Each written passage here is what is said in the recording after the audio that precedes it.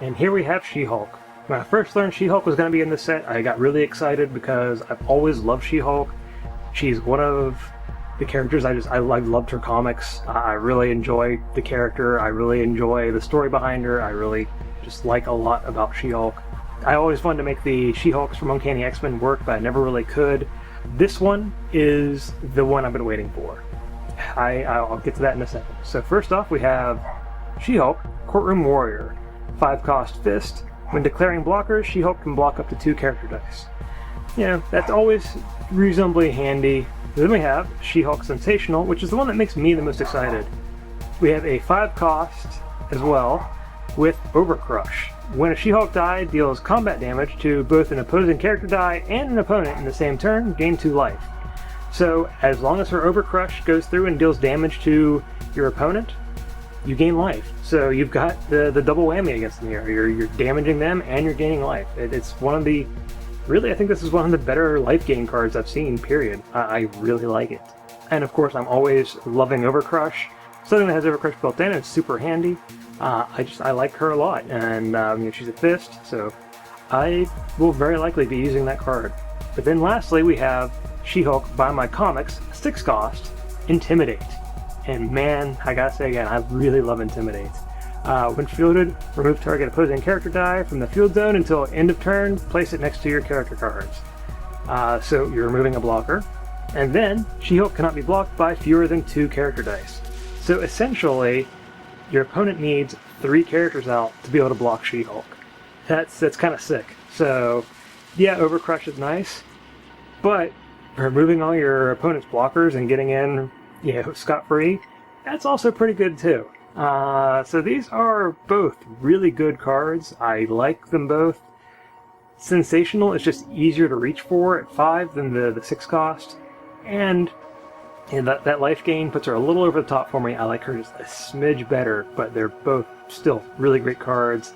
Also nice she has the Avengers affiliation across the board this time, where some cards had it and some didn't previously. So yeah, this is definitely the best She-Hulks we've seen, and that makes me very happy. And now we have Wasp, making her second appearance in Dice Masters, this time a mask character instead of a Bolt.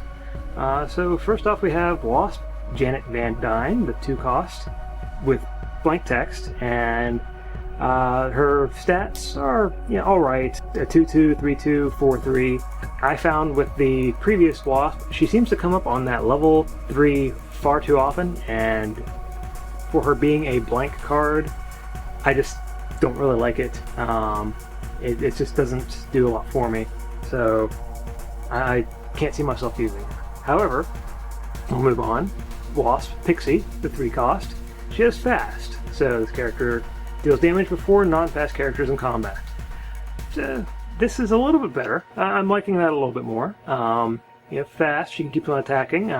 She's going to knock things out before they knock her out, so yeah, it's alright. And also as a blocker, she's going to stay there pretty reliably.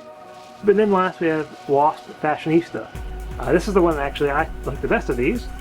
When Wasp is blocked, deal 1 damage to target opposing character die, not blocking Wasp. So this is one where you just be throwing her against your opponent's wall and hopefully taking out multiple things.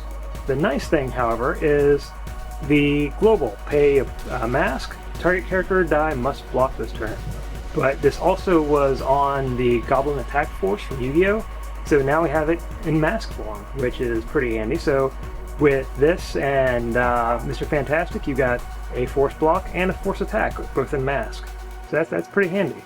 I was wanting to put together a mask team that needed a force block mechanic, and I was actually going to use the Goblin Attack Squad, so it'd be all masks and that Goblin Attack Squad. So this fits in quite a bit better. I'm pretty happy about that.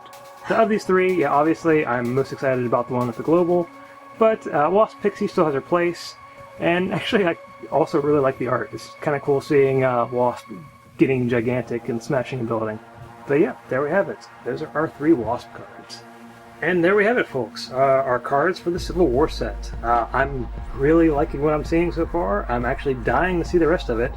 And yeah, if you can't tell from the pack openings, Melissa is just dying to see more of this because she absolutely loves Marvel and is really wanting to put together a solid Avengers team.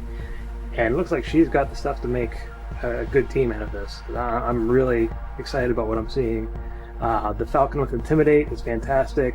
She-Hulk, finally having a She-Hulk that speaks to me. I'm loving that.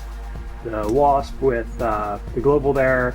Scarlet Spider. I'm actually really excited to see the other new Warriors, to see if the new Warriors team is viable. We've got another Rocket Raccoon. Yeah, this looks like it's going to be a really fun set.